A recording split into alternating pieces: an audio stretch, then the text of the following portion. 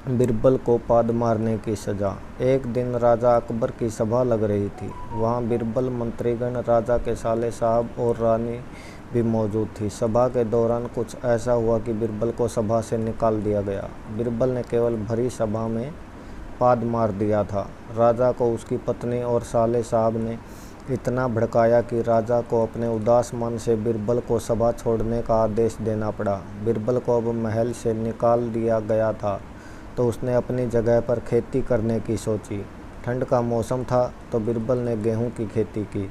ठंड के मौसम में ओस की बूंद गेहूं की छोटी छोटी हरी पत्तियों पर ऐसे चमक रही थी मानो जैसे कोई मोती हो। राजा अकबर सुबह अपने घोड़े से वहां से गुजर रहे थे कि उन्हें बीरबल दिखाई दिया। वे बीरबल से पूछने लगे कि आजकल क्या कर रही हो। बीरबल ने थोड़ा दिमाग लगाया और राजा से बोले, कुछ नहीं महाराज, सभा से निकाल देने के बाद मोतियों की खेती की है। राजा ने खेत की ओर देखा। ओस की बूंद पत्तियों पर सच में मोती दिख रही थी। राजा देखते ही अपना संतुलन खो बैठा। वह सच में ही ओस की बूंद को मोती समझ बैठा। राजा सोचने लगा, अगर बीरबल मोती किसी अन्य राजा को बेचता है तो यह मुझे से भी अमीर हो जाएगा। राजा ने बीरबल से कहा, बीरबल, ये मोती तुम मुझे बेच देना। बीरबल ने हाँ कर दिया। लेकिन राजा को इतने सारे मोती देखकर कहाँ नींद आने वाली थी।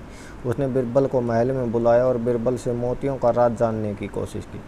बीरबल भी चालाक लोमड़ी की तरह शातिर था। उसे पता था यह कोई मोती नहीं, केवल ओस की बूंदें हैं, लेकिन वह राजा को सबक सिखाने का रास्ता था। बीरबल ने कहा, महाराज, ये खेती हर जगह नहीं हो सकती। इसके लिए आपको वह महल तुड़वाना पड़ेगा जो आपने रानी के लिए बनवाया है। केवल वहीं इसकी खेती हो सकती है। राजा ने सोचा कि इतने सारे मोतियों में तो रानी के लिए बाद में 10 महल बनवा दूंगा। राजा ने हाँ कर दिया। अगले ही दिन महल तुड़वा दिया गया और मिट्टी को एकदम उपजाऊ किया गया। बीरबल ने खेती शुरू कर दी और थोड़े दिन बाद ही वह खेती कटाई का आदेश दिया। जैसे ही गेहूं की पत्तियां थोड़ी बड़ी हुई, ओस की बूंद जमना शुरू हो गई। राजा अकबर अत्यधिक प्रसन्न हो गए। जब कटाई के लिए बीरबल को बुला गया तो वहाँ पूरा गाँव ही मौजूद। बीरबल राजा से कहते, महाराज, अब आप एक मोती तोड़ सकते हैं। जैसे ही अकबर एक मोती तोड़ने के लिए हाथ आ, बीरबल उन्हें रोक देते हैं और कहते हैं कि महाराज, क्षमा करें, किंतु आप ये मोती तभी तोड़ सकते हैं अगर आपने आज तक पाद ना मारा हो, वरना ये मोती पानी की बूंद बन। राजा हैरान हो गए और अपना हाथ पीछे कर लिया। बीरबल ने वहाँ मौजूद सभी मंत्रीगण, रानी, राजा के साले साहब और पूरे गाँव को मोती तोड़ने के लिए कहा। केवल वही तोड़ सकता है जिसने आज तक पाद न मारा हो।